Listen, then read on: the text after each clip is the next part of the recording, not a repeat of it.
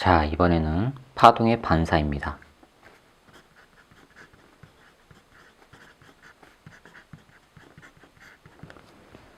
반사가 뭐라고 했죠?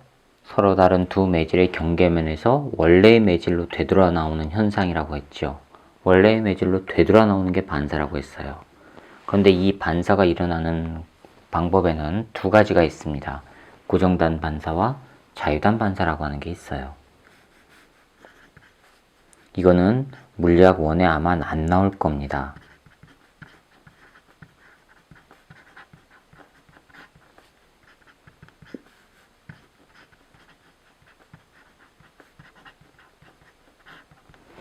고정단 반사와 자유단 반사라고 하는 게 있습니다. 자, 이게 뭐냐? 고정단 반사는요, 반사가 일어났을 때 위상차가 안 일어나는 거예요. 무슨 소리냐? 하나씩 봅시다, 이제. 고정단 반사입니다.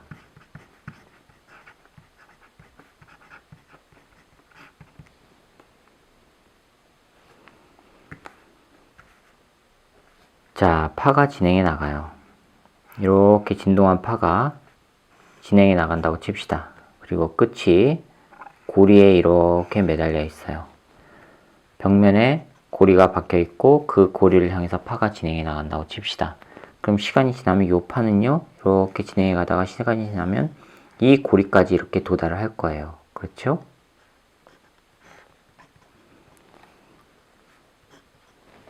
고리까지 도달했어요. 그런데 고리까지 도달하면은 고리에 이 진동 에너지가 전달이 돼야 된단 말이에요.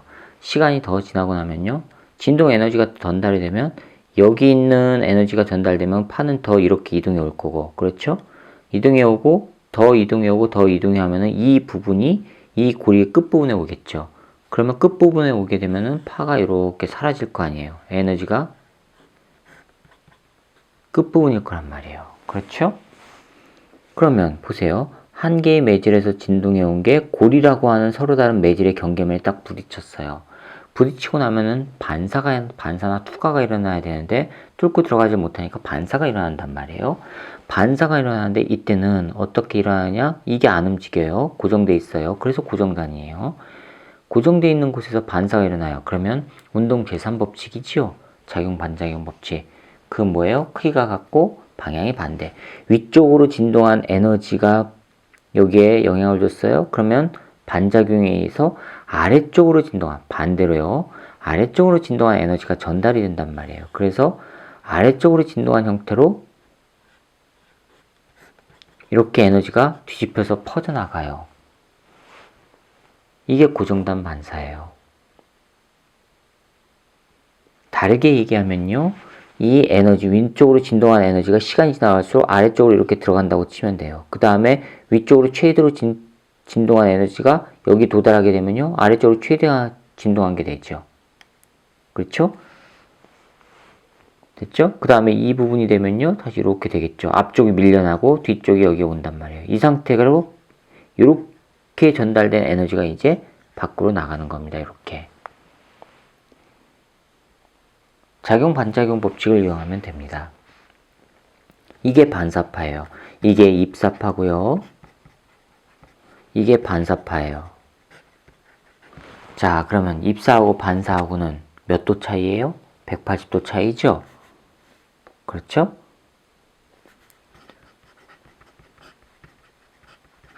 입사파와 이 반사파는 180도 차이가 생겨요. 즉 위상 차이가 생기죠. 차이, 바로 위상 차예요. 위상이 뭐라 그랬어요? 위치와 상태라 그랬죠. 위치, 상태 다르지요. 180도 차이 나죠. 이렇게 180도 차이가 나는 경우를 고정단 반사라고 해요. 그럼 자유단 반사는 뭘까? 끝단자예요. 끝부분이 움직여요. 이거는 고정되어 있죠. 못이 박혀져 있단 말이에요. 그런데 움직이는 경우예요. 바로 기둥에다가 고리를 매달고 여기에다가 실을 매달았다고 이렇게 쳐보세요. 이런 실을 옆에서 이렇게 진동한 에너지가 들어가요. 진동 에너지가. 그래서 시간이 더 지나면 이 고리의 끝까지 이렇게 진동한 에너지가 올 거 아니에요. 그렇죠? 그럼 얘는 위쪽으로 진동하는 에너지예요. 그럼 이 고리는 위쪽으로 진동하는 에너지를 받는단 말이에요. 그럼 시간이 지나서 요 파동이 더 가게 되면은 고리는 그 높이만큼 이렇게 위쪽으로 올라가게 돼요. 그래서 자, 이렇게 해서 여기까지 이렇게 올라가요. 더 시간이 지나서 최대 마루가 도달하게 되면 고리는 최대로 올라가겠죠. 그렇죠?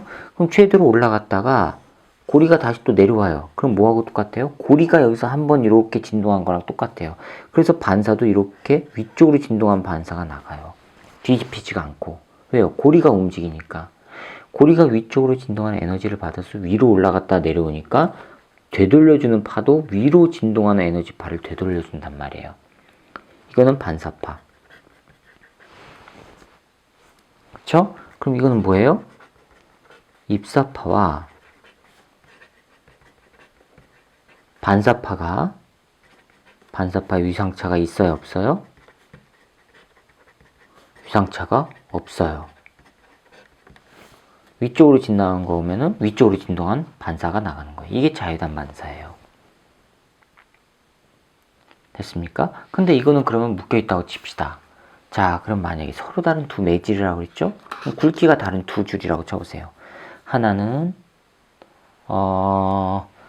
가는 줄, 하나는 굵은 줄. 가는 줄 있고요.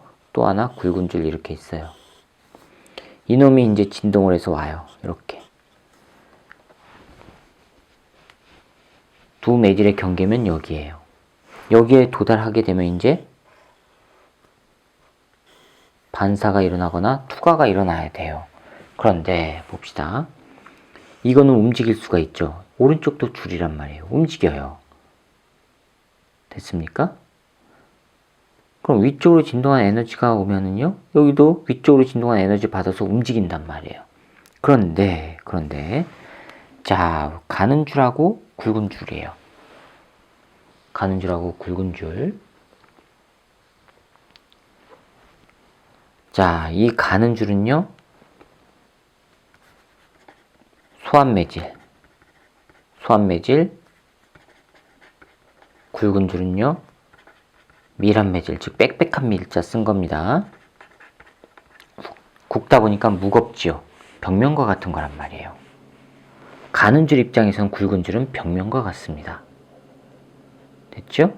그러니까 반사가 일어날 때는요, 벽면에 부딪혀서 반사가 일어나는 것처럼 되니까 가는 줄에서 이 경계면에서 일어나는 반사는요, 아래쪽으로 뒤집어진 반사파가 돼서 나와요. 그런데 굵은 줄은요, 위쪽으로 진동한 에너지 받죠? 그러니까 굵은 줄은 위쪽으로 진동한 이렇게 파가 퍼져나가요. 이게 바로 투과파예요. 다른 매질 속으로 들어갔죠. 이게 투과파라고 하는 겁니다. 이거는 반사파고요. 반사파의 위상은 바뀌었죠. 이거 고정단 반사예요. 언제 일어나요? 소환매질에서, 즉 가는 줄에서 굵은 줄로 들어갈 때, 소환매질에서 밀환매질로 들어갈 때 이렇게 반사가 일어나요. 이게 바로 고정단 반사예요. 그럼 거꾸로 굵은 매질에서 소환매질로 갈 때, 즉 굵은 줄에서 밀환매질에서 소환매질로 갈 때, 굵은 줄에서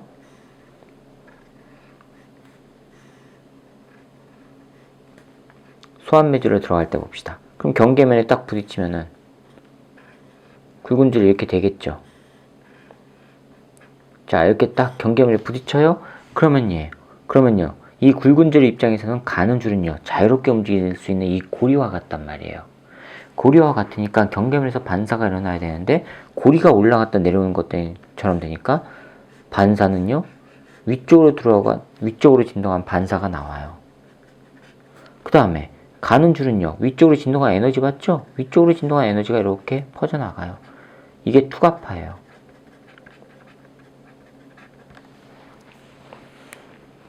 됐습니까? 자, 그런데 앞선 영상에서 파동 방정식 할 때 바로 파동 에너지는 뭐라 그랬어요? 진폭이라 그랬죠. 파동 방정식이요. 여기에서 이 변이는요, 에너지에 해당하는데 그게 바로 이 진폭이라 그랬죠. 그렇죠? 그럼 이게 에너지가 전달됐는데 이 에너지가 경계면에 부딪혀서 일부는 반사, 일부는 투과가 됐어요. 즉 에너지가 나눠졌단 말이에요. 에너지가 나눠졌다는 얘기는 반사파가 가지고 있는 이 진폭 에너지와 투과파가 가지고 있는 진폭 에너지를 합하면 그게 바로 뭐란 얘기예요?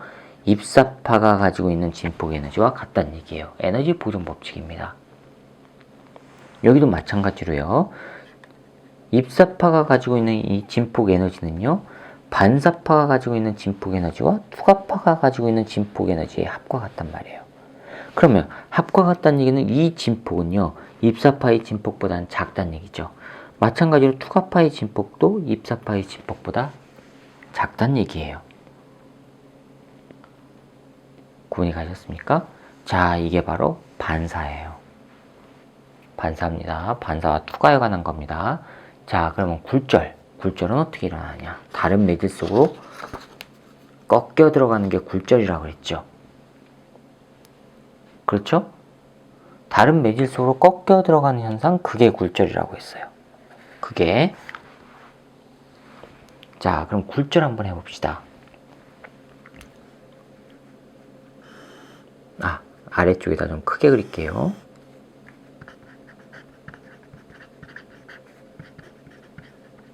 굴절입니다. 매질 1이 있고요. 매질 2가 있어요. 두 매질의 경계면이에요. 매질 1이 소환매질, 매질 2가 밀환매질이에요.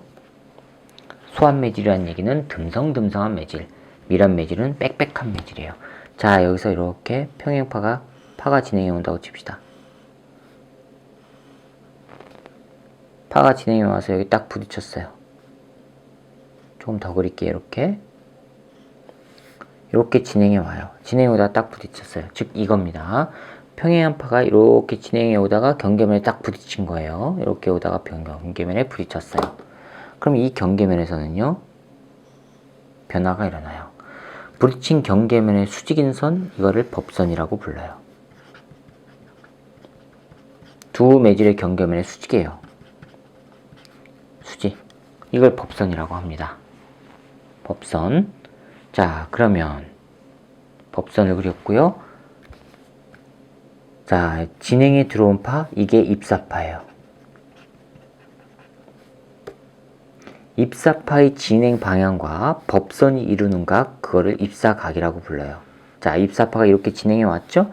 진행해 오는 이 방향, 진행하는 이 방향과 법선이 이루는 각, 이거를 입사각이라고 해요. 세타 I, 이거는 입사각. 입사파의 진행 방향입니다. 입사파의 이 파의 모양, 파면이라고 하는 이 파의 모양이 아니에요. 진행하는 방향과 이렇게 진행하는 방향과 법선은 두 매질의 경계면의 수직인 선이라고 그랬죠. 그 법선이 이루는 각, 그걸 입사각이라고 한다고 했어요. 자, 경계면에 부딪히면 얘는 계속 진행해 가요. 그 다음 진행은 또 이렇게 되겠죠. 그렇죠? 이렇게 진행해 가는 동안에 얘는요, 얘도 진행해 가야 되죠. 다른 매질로 들어가는 게 굴절이라고 했으니까. 굴절인데 소환 매질에서 밀환 매질로 갈 때요, 속력이 빠를까요, 느릴까요? 빽빽한 매질로 가면 느려요. 그러니까 얘가 요만큼의 거리를 가는 동안 얘는 조금밖에 못 가요. 되셨어요? 그런데 꺾여서 들어가요. 꺾여서 진행에 들어가요. 꺾여서 진행에 들어가니까 이렇게 돼요. 조금밖에 못 가니까 이렇게 된단 말이에요. 이거 갈 동안 이만큼, 또 이만큼 갈 동안 얘도 이만큼 가고, 조금 가고.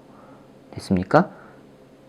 자, 그럼 꺾여서 이렇게 들어갔다 칩시다. 왜 이쪽 방향으로 꺾이느냐? 소환 매질에서 밀환 매질로 할 때 왜 이렇게 꺾이느냐? 자, 이거는 나중에 공부를 하시게 되면은 저절로 아시게 될 겁니다. 일단은 이렇게 밀환 매질 쪽의 각도가 작아집니다. 자, 밀환 매질의 진행 방향이 이거예요. 즉 여기서 파가 이렇게 와서 여기서 이렇게 왔다고 칩시다. 그러면은 이렇게 그리면 됩니다.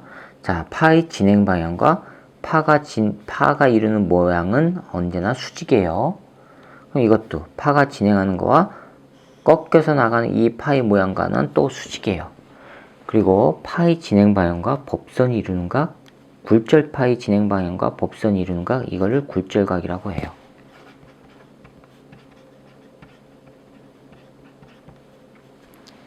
파의 진행 방향과 파의 진행 면은 항상 수직입니다. 자, 이렇게 나갔어요. 그럼 여기다가 이제 명칭을 붙여봅시다. 여기가 A점. 여기를 A'이라고 해볼게요. A'. 여기를 B. 여기를 B'이라고 해볼게요. 즉, 파면 A, B가 A', B'으로 이렇게 된 겁니다. 즉, 무슨 얘기냐. 이렇게 오다가 꺾여갖고, 이렇게 들어간다는 얘기예요. 이렇게. 이렇게 오다가 꺾여갖고, 경계면서 이렇게 들어간다는 얘기예요. 됐죠? 자, 여기가 세타 I, 입사각이에요. 그러면, 여기가 90도니까, 요거 더하기 이거는 90도죠. 그렇죠? 됐습니까? 자, 삼각형 A, B, B'은 각 B가 뭐예요? 90도인 직각삼각형이에요. 또 삼각형 B', A', A는 각 A'이 90도인 직각삼각형이에요.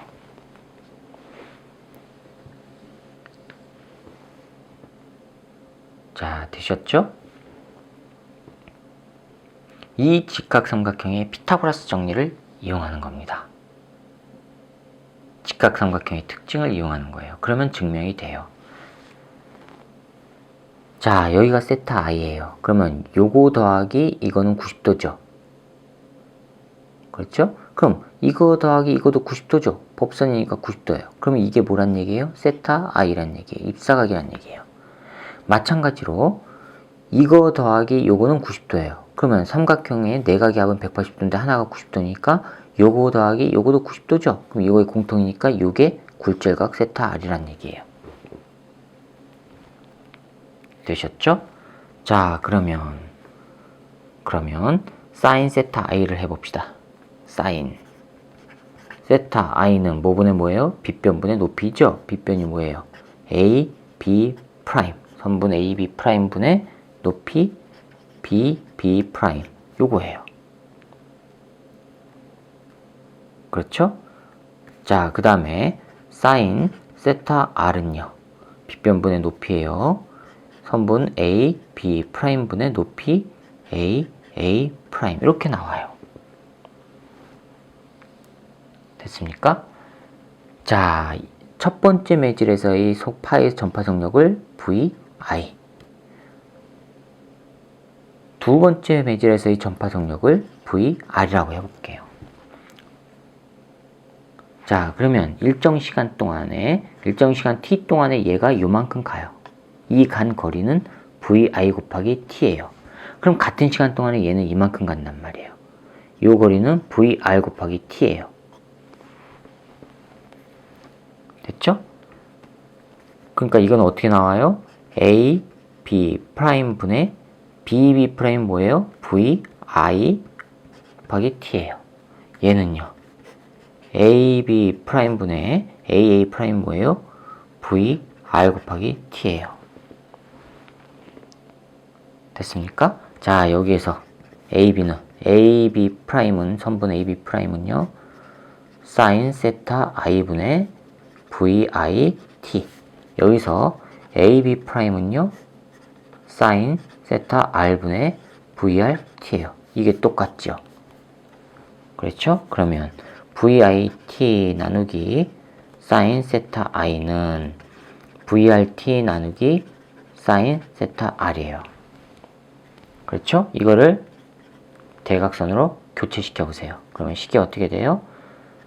사인 세타 I 입사각 나누기 사인 굴절각. 요거는 어떻게 돼요? 사인 VI T 나누기 VR T예요. TT 없어지죠. 그렇죠? 따라서 뭐가 나와요?